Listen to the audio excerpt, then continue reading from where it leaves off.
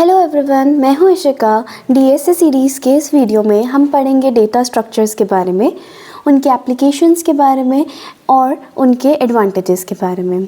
सो data structures क्या होते हैं? Data structure is a method of organizing, storing and managing data in a computer so that it can be used efficiently. क्या मतलब है कि देखो, डेटा स्ट्रक्चर एक वो तरीका है, एक मेथड है, एक वे है जिससे कि हम सारे डेटा को, रिलेटेबल डेटा को ऑर्गेनाइज्ड वे में रखते हैं, इकट्ठा करके स्टोर करते हैं और उसको इजीली हम मैनेज कर सकते हैं। एंड अगर ये सब होगा कि वो एक ही जगह है तो हम उसको टाइम टू टाइम एक्सेस भी कर सकते हैं।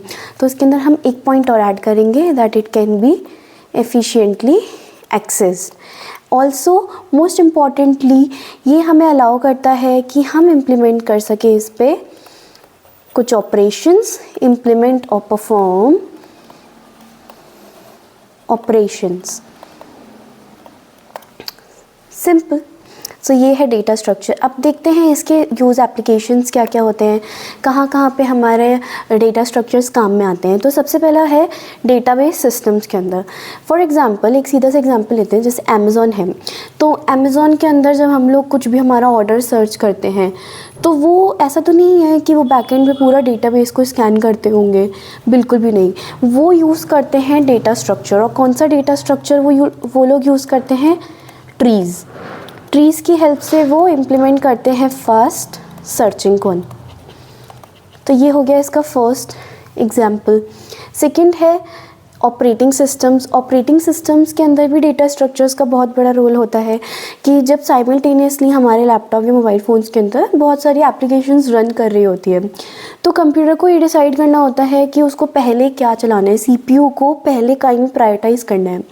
तो उसके लिए भी वो यूज़ करता है डेटा स्ट्रक्चर कि जिसका नाम है क्यू। ठीक है, और ये लाइक यूज़ होती है प्रोसेस शेड्यूलिंग एंड ऑल में। इनके बारे में हम और आगे डिटेल में पढ़ेंगे। थर्ड यूज़ एप्लीकेशन है कंपाइलर डिज़ाइंस। कंपाइलर डिज़ाइंस कैसे कि जब भी आप कोड करते हो, है ना, तो कोड के अंदर हमें एरर्स दिखते हैं। अब वो एरर्स कैसे दिखते हैं? देखो, सिंपली ये यूज़ करता है स्टैक नाम का डेटा स्ट्रक्चर, जिसकी मदद से ये हमारा पूरा कोड या फिर हम कह सकते हैं सिंटैक्स एनालिसिस करता है। कोड को स्टैक की फॉर्म में स्टोर करके ये पूरा सिंटैक्स एनालिसिस परफॉर्म करता है और फिर हमें हमारे डीबगिंग हमें दिख पाती है। फिर उसके बाद फोर्थ आता है कंप्यूटर नेटवर्क्स। कंप्यूटर नेटवर्क्स के अंदर हम एग्जांपल ले सकते हैं, जैसे कि गूगल मैप्स का एग्जांपल हम ले सकते हैं। गूगल मैप्स हम यूज़ करते हैं, जैसे हमें शॉर्टेस्ट रूट देखना है, तो वो शॉर्टेस्ट रूट कैसे बता पाता है? वो यूज़ करता है data structure. Again data structure कौन सा? ग्राफ्स नाम का डेटा स्ट्रक्चर वो यूज़ करता है, ठीक है, जिससे कि शॉर्टेस्ट पाथ पता लगते हैं। ग्राफ्स हमें बताते हैं एजेस के बारे में, नोड्स के बारे में कह लो, है ना, तो इनकी मदद से वो पूरा शॉर्टेस्ट पाथ फाइंड करता है। फिर फिफ्थ होता है आर्टिफिशियल इंटेलिजेंस। आर्टिफिशियल इंटेलिजेंस के अंदर जब भी आप कोई एआई चैटबॉट यूज़ करते हो, है ना, एआई चैटबॉट जब हम यूज़ करते हैं कोई भी, तो उसके अंदर क्या हमें नेक्स्ट आंसर मिलेगा, है ना, हमने उसको क्या बोला है, उसको वो पूरा एनालाइज करके हमें वैसा ही आंसर करेगा। तो ये सब हो पाता है डेटा स्ट्रक्चर की मदद से। एंड इसके अंदर कौन सा डेटा स्ट्रक्चर यूज़ होता है? सो दैट इज़ ट्रीज़, जो कि इनेबल करता है एफिशिएंट डिसीजन मेकिंग को। सो ये सब चीज़ें हैं जो हम डेली लाइफ में यूज़ करते हैं, लेकिन कभी हमने सोचा नहीं कि उनके पीछे क्या चीज़ें होती होंगी। तो ये है कि डेटा स्ट्रक्चर्स बहुत बड़ा रोल प्ले करते हैं जो आज का हम सब कुछ सिस्टम यूज़ करते हैं उसके अंदर। सो क्या क्या है वो यूज़ एप्लीकेशंस? डेटाबेस सिस्टम्स में यूज़ आता है, ऑपरेटिंग सिस्टम्स में यूज़ आता है, कंपाइलर डिज़ाइंस, कंप्यूटर नेटवर्क्स और आर्टिफिशियल इंटेलिजेंस। इतना सफिशिएंट है एग्ज़ाम पॉइंट ऑफ व्यू से। फिर आते हैं next advantages of data structure. जब इतना सब कुछ है कि एक जगह रखा हुआ है, सब कुछ ऑर्गेनाइज्ड है, तो वही तो सब मिला के इसका एडवांटेज बनाते हैं कि क्यों इतना ज़्यादा वो यूज़फुल है। तो सबसे पहला एडवांटेज है एफिशिएंसी। एफिशिएंसी क्या?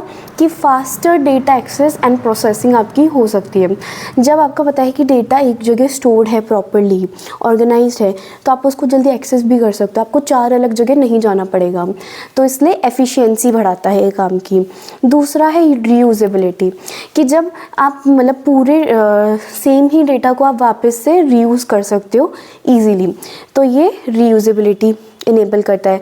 फिर थर्ड पॉइंट आता है बेटर मेमोरी मैनेजमेंट। क्यों? क्योंकि डेटा अलग जगह नहीं पड़ा हुआ है, उसने ज़्यादा मेमोरी नहीं घेरी है, वो एक ही जगह एफिशिएंटली रखा हुआ है एक डेटा स्ट्रक्चर के रूप में। तो ये बेटर मेमोरी मैनेजमेंट प्रोवाइड करता है, यानी कि मेमोरी वेस्ट नहीं हो रही है, optimal use of memory provide हो रही है।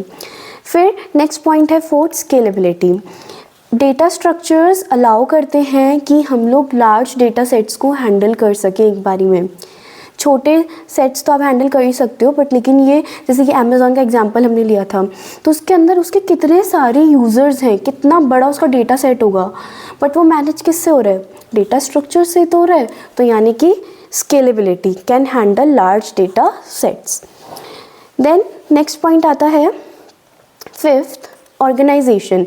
सब कुछ वो ऑर्गेनाइज्ड वे के अंदर रखता है। डेटा रिमेन्स वेल स्ट्रक्चर्ड, ऊपर नीचे नहीं होगा। तो सिंपल हमने इस वीडियो में कवर करा पूरा डेटा स्ट्रक्चर का ओवरव्यू, कि उसका डेफिनेशन क्या है, उसके यूज़ एप्लीकेशंस क्या है, एडवांटेजेस क्या हैं। पसंद आया वो वीडियो तो सब्सक्राइब कर लो फटाफट, और आगे ही मैं ऐसे वीडियोस बनाती रहूँगी आप लोगों के लिए, बिल्कुल उसी तरीके से समझाऊँगी जिस तरीके से सीख के मैंने अपने एग्ज़ाम्स में स्कोर करा है। बाय।